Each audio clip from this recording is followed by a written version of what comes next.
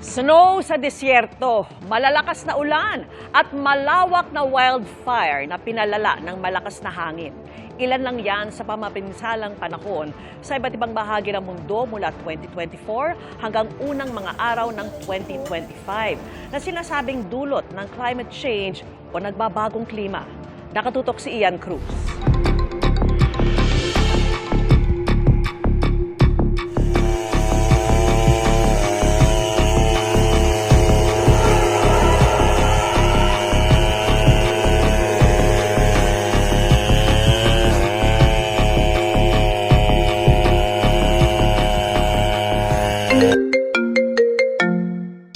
Ano to? Dito sa Pilipinas, snowy Sino ang to? naranasan noong Nobyembre sa Seoul, South Korea. Ano to?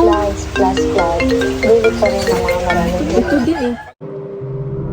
Magising tayong lahat sa katotohanan, tayo mismo ang patuloy na sumisira sa ating kalikasan, sa bawat punong pinuputol, sa bawat basurang itinatapon kung saan-saan, at sa bawat polusyong nililikha natin.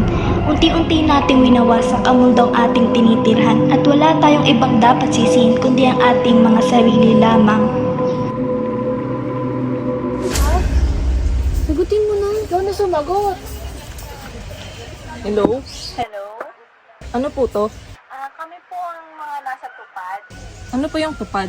Kami po yung tagapaglinis sa kapaligiran sa mga nag-segregate, ganun po. Pwede po ba kayong maanyayahan na maki-join sa amin? Saan po kayo pwedeng puntahan? Pwede po kami na lang pumunta dyan sa inyo. Ano po ba address nyo? Dito po sa Newgan. Sige po. Hintayin nyo na lang po kami at kami na lang po pupunta dyan sa inyo para po mapag-usapan yung mga pwedeng gawin. Sige po. Bili kayo dito! Dito yung bahay nila.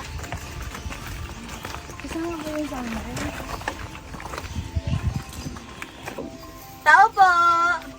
Uy, may tao! Sila na ata yun. Magandang araw po. Ayun po yung mga kasama ko. Magandang araw din po. Ganito kasi yung gagawin natin. Maglilinis tayo ng mga paligid. Alam mo naman yung nangyayari ngayon. Kayo ba? Alam niyo ba yung mga nangyayari ngayon? Oo naman. Napanood namin sa balita.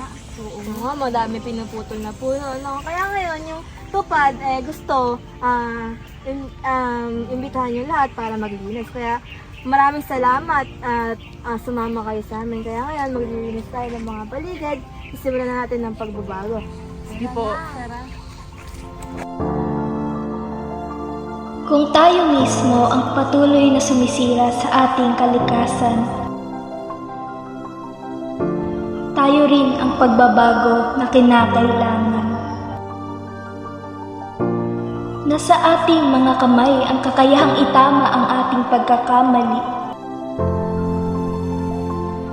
Sa simpleng kilos, tulad ng tamang pagtatapon ng basura, pagtatanim ng puno, at pangangalaga sa likas na yaman. Ang hinaharap ng ating mundo ay hindi nakasalalay sa iba, kundi sa bawat desisyong ginagawa natin.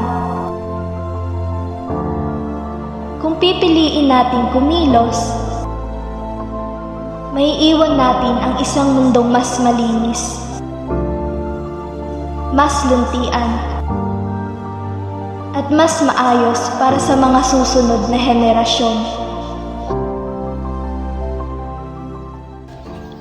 Maraming salamat po at sa kahit na konting oras lang na ito, pinaunlakan nyo kami. Kaya nga po maraming salamat po. Walang anuman po. Basta pagka tungkol sa kapaligiran, tawagan nyo lang kami. Maraming salamat po. Sige po. Sige po.